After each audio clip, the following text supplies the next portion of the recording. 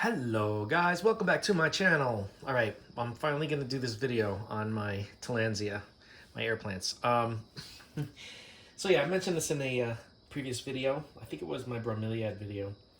I've had the majority of these air plants, these Tillandsia, for maybe 2 years, maybe longer than that. I'm not really sure exactly how long. Could be 3.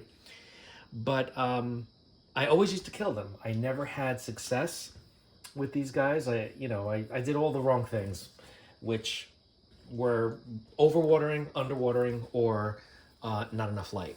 So through my experimentation, I even, there's an old video actually that I did that you guys will be able to see if you look back, where I took a lot of the same ones, and I attached them, I glued them to a piece of driftwood. And I had that for a while. I brought it outside in the summers and just let it, deal with the rain or whatever. But then I said, let me take these off because I felt bad. They were just kind of like existing. So yeah, what I did was I changed what I was doing and experimented a little bit to the point where they actually started thriving, and even more than that. I'll get to that in a minute. But just to set the stage here, the Spanish moss, these are all new. I had gotten them with an order that just came. And let's see, that's new. This one is new. It's so little. I had to save it from the store because it did not look very good in the little plastic envelope that it's in. And this one I got at a nice little specialty shop. I don't know if this is Funkiana, I'm not sure, but really kind of cool. And I like the fact that it hadn't bloomed yet and it already had a pup, or maybe even 2, because there's 2 large ones and a small one. So I love things that grow quickly, obviously, you know that already. And this one is new. I got this one, I don't even know what species this is, but I got this because there's a pup here too. Usually, this one is drying up a little bit. Usually, air plants, bromeliads in general, don't pup until they bloom. But some of them pup when they get to like a mature size for that species. Anyway, let's go around. This is Caput Medusae, I think it's called. This is one of my favorites. It's really, really cool. I had 2 of these. This is the only one that survived because the other one I watered too much and the water got in to the middle, the base of the plant, and it rotted. I didn't want that to happen with this one. So what I did was I attached I have all these air plants, most of them at least, are attached to some yarn. And what I do is I put a loop on the end and then I hang them from the windows. Now I don't just hang them like one next to each other. I hang them all together and it looks really, really cool. And I'll show you at the end of this video kind of what it looks like. But anyway, that has made such a huge difference.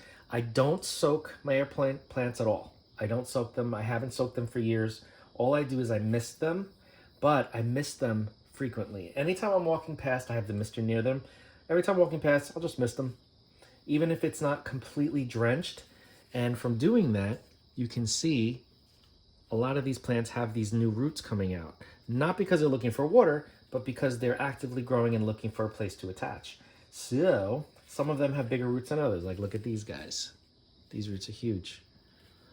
This is the same type of plant. I had gotten this after as a second Caput Medusae. This one, I can never remember the name of it, but this one has gone through so many cycles. You could see the roots. Some of the roots that had been growing died off. They dried up. There's a new root there. But this one never bloomed and popped for me. So there are, right now there are just 2, but it looks like there's potentially a 3rd one growing here, a little baby one. I don't know if you could see in there, because the growth point for the main one is here, and this looks like it's coming out of the side. Anyway, really, really cool air plant. Did much better once I started to hang it, of course. What's next? I don't know what the name of this one is. A lot of these did not come, or I didn't buy them with any description or name. These are dried leaves. I used to always take them off. I haven't been taking them off because it's not a big deal when they're hanging. But I figured, let me just take these off now. and see if there's any pups or any roots growing. Nothing yet. But this plant, these always rotted on me. Whatever this species is, I don't know. But these always rotted on me, and from hanging them upside down, this is the only time I've gotten one to live and grow and thrive. So I'm telling you, hanging them upside down is the way to go. Here's another Caput Medusae. This one almost died. Half of it rotted a while ago, and there was just the middle section, like I peeled off all the rotten leaves, and the middle section was still viable. So I took it, I glued it to some yarn, I hung it. It was really kind of skinny, scrawny, but eventually it started to grow a lot healthier, and you can see there are a lot of new roots growing over here. So anytime I see an air plant that's in distress at the store, because you know how they glue them to everything, I try to I try to rescue them, because that's what I do. All right, this one over here is really cool. I think this is a type of Ionantha, but I'm not exactly sure. This was the main plant right here, and it didn't bloom, but the growth point, because this is before I was hanging it, this was one of the ones that was attached to the driftwood. The water got in the crown, and it killed the crown. As you can see, these are still dead leaves. I never pulled them out, but it then grew me a pup. Here's the first pup it grew, right? The pup is already bigger than mommy, but this is a little bit loose. I don't want it to fall off. But then another pup just recently started growing. Really, really cool, because I never used to have air plants that pupped. Never, never, never.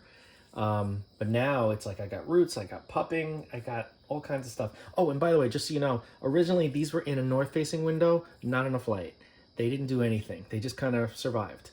When I moved them to the south-facing window last year, that's when everything started going crazy. More watering and bright south-facing window light. It really does the trick. Look at how cool this is. I love this. Let's see if there's any more in there. I don't see anything. Anyway, that's that one. This was another one that was on the driftwood.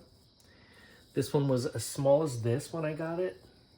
You can see how much it's grown, right? And look at how many roots have grown. Really, really long one there.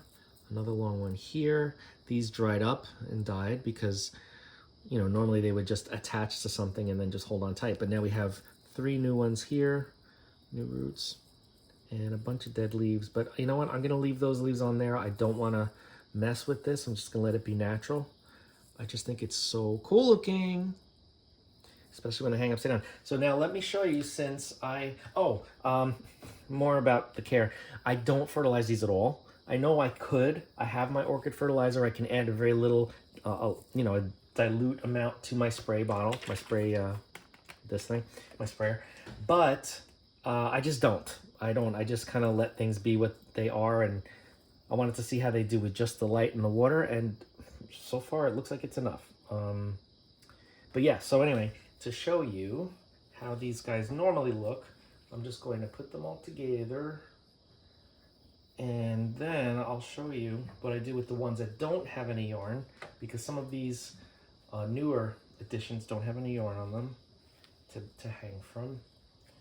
So, I'm sorry, I'm out of frame on purpose. I want to surprise you. I'm kidding. But yeah, this is pretty much what it looks like in the window, the south-facing window, with all these plants just hanging. It's almost like wind chimes or a mobile, right? You can't really see the whole thing because I'm too close to the camera, but you get the idea, right? Please, hopefully. But the ones that aren't attached to anything, I just kind of stick, and they hold on to the yarn and the plants, the other plants that are attached. You know, not really strong, but they hold on. So that's what I've been doing, just nestling them in there so they'll have little friends. Where am I gonna put this one? I'll put this one over here somewhere. And then the Spanish moss just drapes over everything. So yeah, that's how I take care of my Tillandsias, my air plants.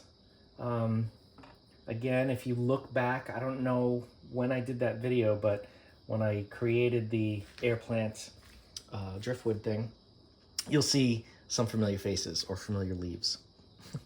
Yeah, so that's it. If you're having problems keeping air plants alive and you love them and you want them, I highly, highly, highly recommend either gluing the end to some yarn, some string, anything. Anything, you don't even have to put them on string. I do because it's easier and then you can just move them around and put them wherever you want.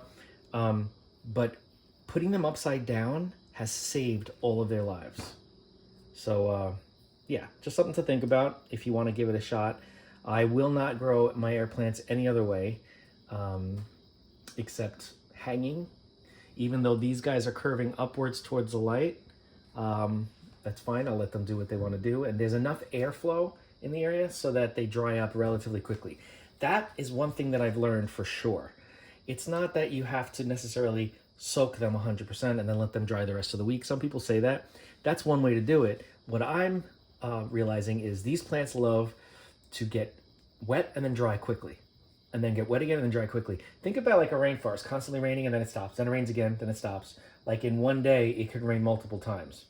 So that's one thing I've noticed these guys seem to love. One way that I know that also is because these, the Poop Medusae, these leaves, tentacles, whatever you want to call them, when it's thirsty and there's not enough water, they curl up, but really tight. Like really, really, really tight. See how this one's curled here? It's an older leaf. They're usually even more curly than that, and they're very tight to the base. Now you can see the leaves are severely, or not severely, they're extremely hydrated, and they straighten out a little bit, you know? So that's how I know that, oh, these guys really need some moisture, some water, is mostly by these Caput Medusae, because they're like my barometer. And because the other ones, these don't really change much. These don't change much, you know what I mean? But these guys let me know, all right, it's time. But I never wait for it to get curly anymore because I'm spraying them at least once a day. But anytime I pass by, I'll, like in the mornings before I, get my day started, I'll spray them.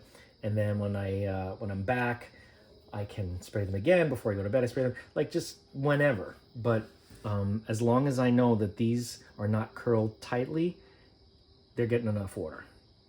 And also the roots and the pupping, that's obviously nothing. Anyway, if you have any questions about how I'm growing these air plants, leave me a comment, let's discuss.